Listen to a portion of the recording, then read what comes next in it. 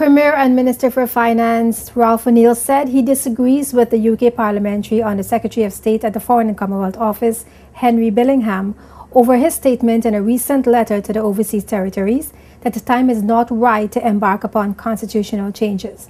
The Premier held a press briefing on Tuesday, October 4th, to speak about the consultative process for the review of the relationship between the UK government and the overseas territories, as well as the OECD peer review. According to the Premier, a lot of changes are still needed in the present constitution, which was last amended in 2007. From our experience, the quality of life and other suitable things, as far as I know, has only improved with constitutional changes. And his letter points out that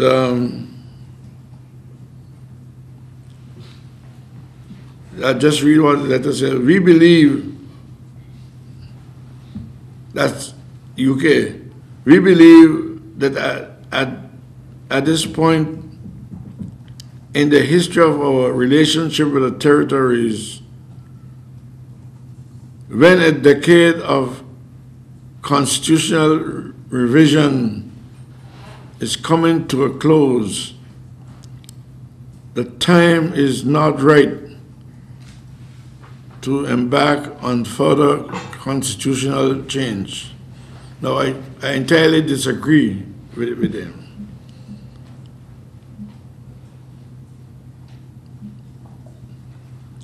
Rather, our strategy is to make sure the constitutional arrangements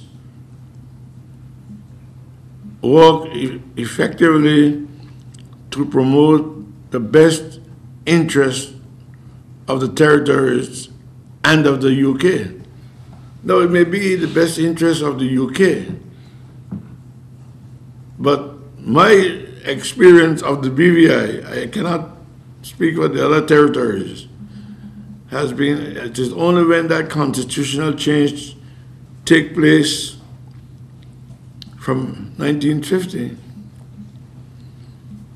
to now that there has been changes that really people wanted, people got, that improved their standard of living and so on. Regarding recommendations for a sixth minister and calls for a separate finance and tourism minister, the Premier indicated that the UK has communicated that such an increase is not impossible, but the opposition must not be overwhelmed in the process. I've been hearing over the radio people calling for a separate finance minister, a separate tourism minister. Well, I wonder what would happen,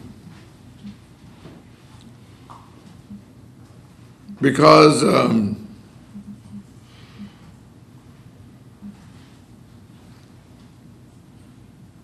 we have seen a need for an increase in the number of ministers. And what they are saying there in England, they would want to see an increase, yes, but it must be on a certain basis to make sure the opposition is not overwhelmed. I suppose they must have a way of making sure the election is in such a way that you get one number for the government, one number for the opposition, but that was not so. The elections are not controlled by what you think elections are controlled by the will of the people. The Premier also spoke about the present consultation with the UK overseas territories as part of a review of the relationship between Her Majesty's government and the UK overseas territories to introduce a new white paper in 2012. He said the consultation is seeking to achieve three main goals. Policy goals. 1. To strengthen the engagement and interaction between the UK and the territories. 2. To work with the territory to strengthen good governance arrangements, public financial management, and economic planning where this is necessary. And 3, to improve the quality and range of support available to the territories. The Minister for Overseas Territories, Henry Billingham, is requesting that overseas territories submit their ideas and thoughts on the future of their relationship with Britain. The main goal of this process is to introduce a new white paper in 2012, which guides the relationship between the overseas territories and the UK. The deadline for submission of ideas is November 18, 2011.